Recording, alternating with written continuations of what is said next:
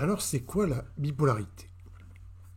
Eh bien, la bipolarité a été découverte par un psychiatre allemand à la fin du 19e siècle. Et ce psychiatre, en fait, il observait les patients sur la durée. Et donc, il avait remarqué que chez certains patients, il y avait des phases euphoriques à certains moments, avec beaucoup d'activité intellectuelle, beaucoup d'agitation, beaucoup d'activité d'une façon générale. Et qu'après, ça alternait avec des phases dépressives, c'est-à-dire avec un ralentissement de l'action, la tristesse, la mélancolie, tout ça. Donc, d'observer cette alternance, euphorie, tristesse, euphorie, tristesse, euphorie, tristesse. Et donc il a trouvé un nom pour ça, il a appelé ça les maniaco-dépressifs.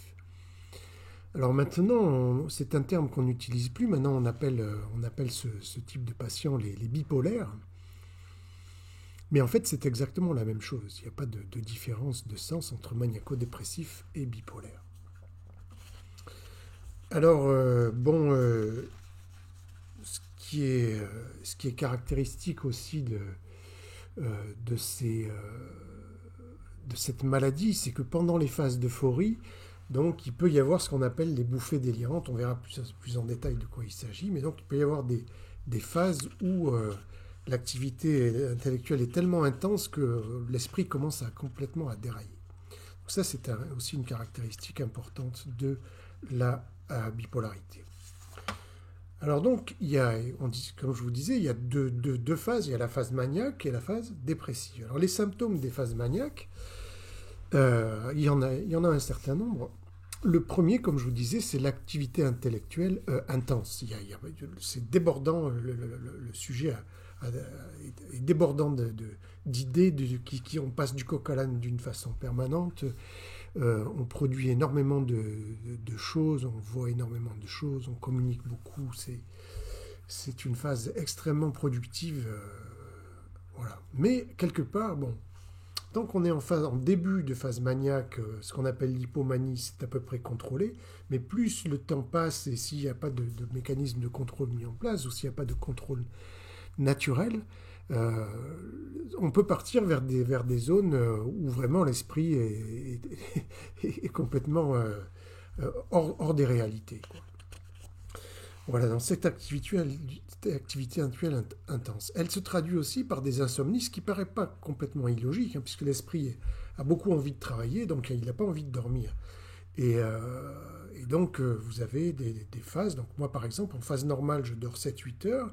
Si je rentre en phase maniaque, ça va passer à 4 heures, voire beaucoup moins. Et si c'est beaucoup moins, il y a des moments où des phases pendant lesquelles je vais me reposer quelques minutes par jour, quoi, par-ci, par-là.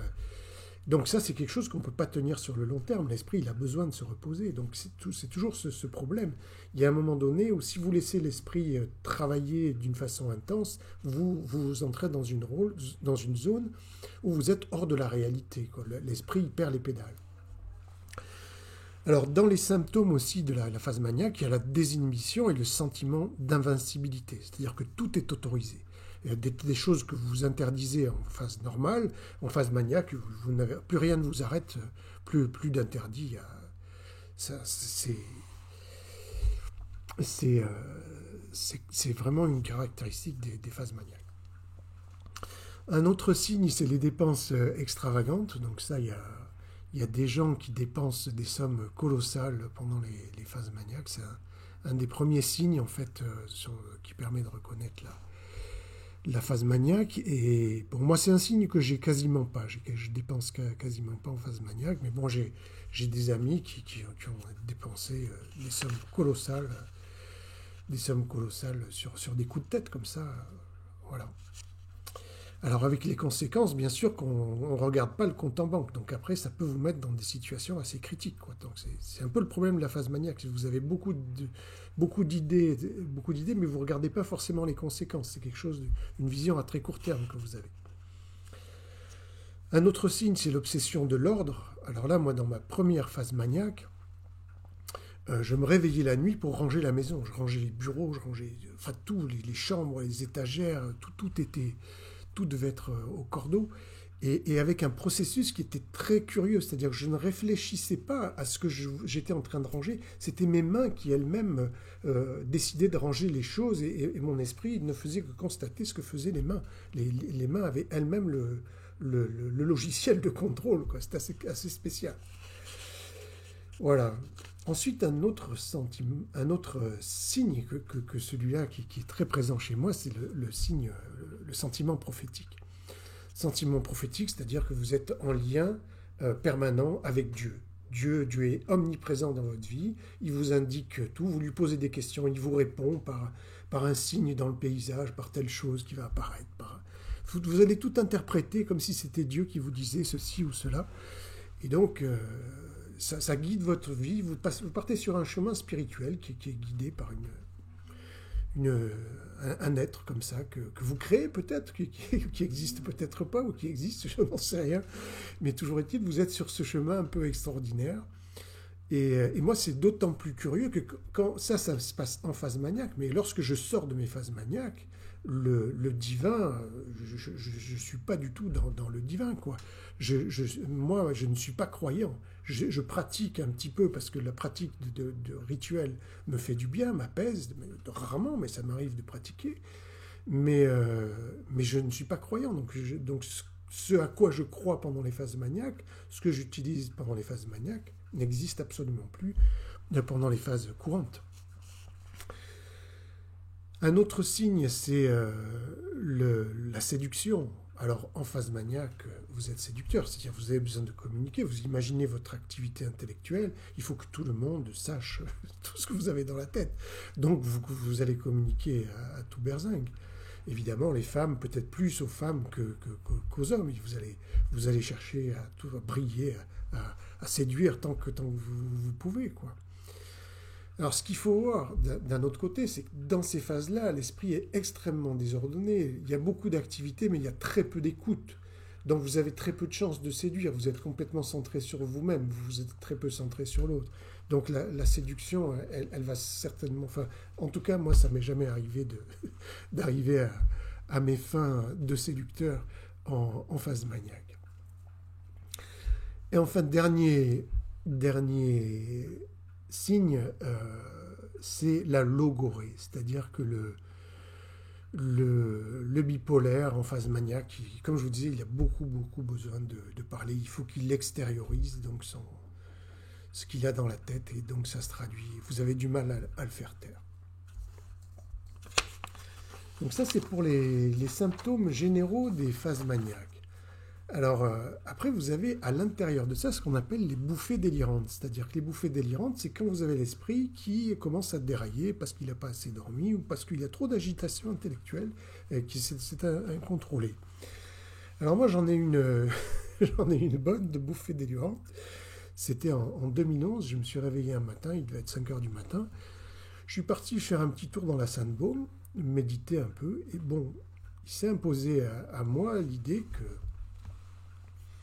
je devais monter à Paris et je devais aller jeter le président de la République dans la Seine, dans le fleuve la Seine. Alors bon, cette idée passe par l'esprit, je redescends à Aubagne, je discute un peu, et puis bon, l'idée s'impose, ce qui fait que moins d'une heure après, je suis sur le quai de la gare à Marseille, je prends le TGV, 3 heures plus tard, je suis à Paris et je débarque à la gare de Lyon. Je traverse tout Paris et j'arrive à l'Élysée. Alors vous vous doutez bien que le président, il m'attendait pas. Par contre, il y avait un service de protection qui était assez dense. Donc là, toute l'histoire est racontée dans mon livre. Mais bon, ça ne s'est pas passé tout seul, ils m'ont capturé. Alors, ce qui est étonnant, c'est que quand ils m'ont capturé, moi, j'étais persuadé que j'allais arriver à les retourner, c'est-à-dire à les convaincre que ma révolution était la bonne révolution et que tous ensemble, on allait virer le président de la République. J'en étais persuadé. Quelques heures après, quand j'ai vu qu'il m'amenait dans un hôpital psychiatrique, il n'y avait que des hommes en blanc, qu'on allait m'enfermer dans une chambre, bon, je me suis dit que c'était peut-être pas si évident que ça. Bon. Donc, j'étais un peu désappointé, mais bon, le lendemain, on m'a redescendu sur Marseille et pour m'interner dans l'hôpital Valvert à Marseille. Et bon, en redescendant, je me disais, de toute façon, moi je vais faire l'indépendance du pays d'Aubagne et de l'Étoile. Je vais aller voir Magali Giovanangeli, qui était la présidente du pays d'Aubagne et de l'Étoile à l'époque. On va en parler. Et pour moi, c'était évident qu'elle allait dire OK, on y va. Voilà. Moyennant quoi, j'ai passé 2 mois à l'hôpital psychiatrique. Ça n'a pas été facile de convaincre le préfet que j'étais en mesure de sortir. J'ai dû promettre que je ne ferais plus de politique, et au moins pendant quelques temps. Et voilà, donc ça c'est un peu ce que c'est qu'une bouffée délirante, pour vous donner une idée de l'ampleur de ce que ça peut présenter et des moyens que ça peut mettre en œuvre d'une façon assez rapide.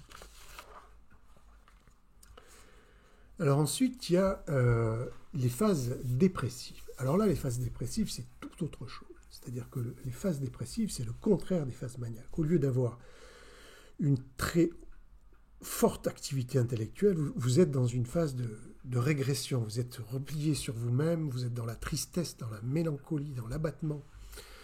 Vous avez un ralentissement général de l'action. Là où vous êtes très très énergique en phase maniaque, vous êtes très relâché, avec un esprit qui souffre en général, un esprit qui souffre. Donc, moi j'appelle ça l'hiver de l'esprit, c'est-à-dire l'esprit rentre dans un hiver. Et bon, et chose importante, dans cette phase, vous pouvez avoir des idées suicidaires et vous pouvez avoir des projets suicidaires. Des projets suicidaires. Et bon, si vous considérez les bipolaires non traités, parmi eux, la proportion de suicidés, de morts par suicide, elle est énorme. Elle est énorme. Donc, tout ça pour vous dire que si on fait un bilan, si vous regardez la bipolarité, vous avez d'un côté les phases maniaques où vous pouvez faire des choses assez délirantes, assez graves, qui sont un peu contre votre trajectoire sociale. Et d'un autre côté, vous avez les phases dépressives où vous pouvez très bien vous suicider.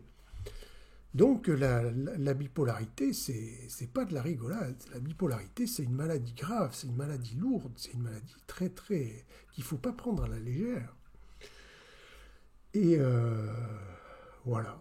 Donc ça, c'est un petit peu l'aperçu la présentation que je vous fais de la bipolarité. C'est la fin de la première partie. Dans la deuxième partie, on va s'intéresser à un autre aspect, c'est-à-dire, est-ce que cette bipolarité, est-ce que ces crises bipolaires qui surviennent, est-ce qu'elles surviennent d'une façon totalement aléatoire ou est-ce qu'elles surviennent dans des cas bien précis? Voilà, donc on va passer à la deuxième partie.